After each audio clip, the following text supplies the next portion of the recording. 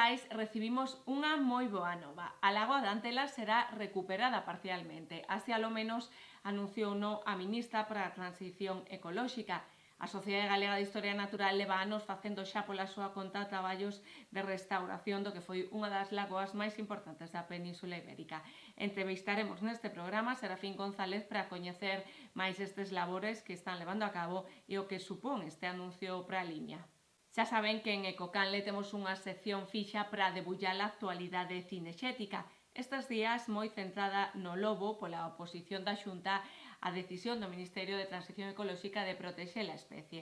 Alberto Rivero tamén falará desta volta da rula e da súa situación en Galicia, ademais da nova liña de subvencións á caza por parte do goberno de Feijóo. A Calzoa é unha praia de Vigo canina dende 2018. Ecoloxistas en Acción pide á Consellería de Medio Ambiente a protección urxente deste areal para mellorar a contorna, salvagardar as aves como a píllara e conservar a biodiversidade deste ecosistema.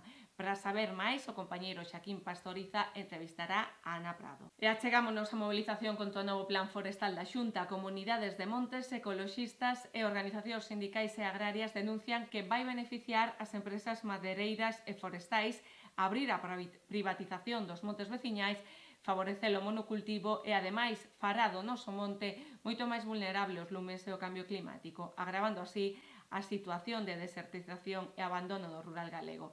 Afondaremos neste danoso plan co presidente das Comunidades de Montes, Xosé Alfredo Pereira. O suído é moi rico e por iso mesmo sobrevoan varias ameazas. Por un lado, un novo proxecto eólico que pon en perigo as turbeiras da serra, imprescindibles para mitigar os efectos do cambio climático. Por outro lado, a explotación mineira. Para defender esta serra do Suído traballa a Asamblea do Suído. Falamos con Álex Cendón, un dos seus integrantes. Vivimos unha crise económica, social, tamén alimentaria e medioambiental, pero hai alternativas.